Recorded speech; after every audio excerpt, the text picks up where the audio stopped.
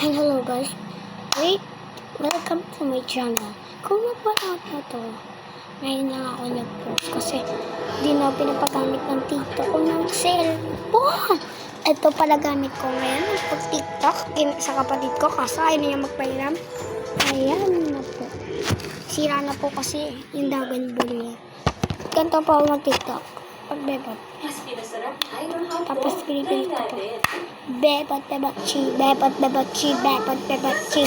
Tapos, minsan po nagagawin ko. Bebot, bebot, chi. Oo. Ito po yung likod. Baka maano lang ano yan, ha? De, may TikTok ako nila.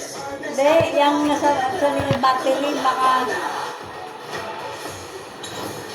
TikTok ko lang po yun yung pan. Kasi po, wala akong may isip na TikTok. Kaya yun na lang po yung bebot. Gumana po ako para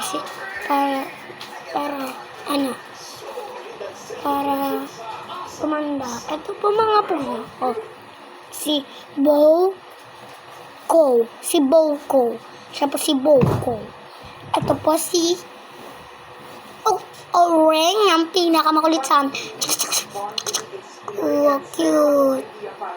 Yan na ulit. Ito po ang pinaka matanda sa kanila.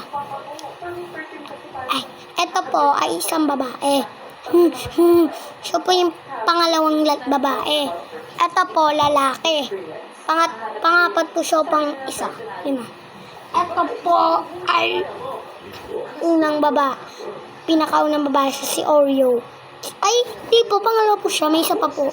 Ay, terabas po. Ito po. Isa po. Ay, wala na po. Ay, na lang po. Nasa taas po kasi yung mga iba. Okay po. Diyan muna po kayo.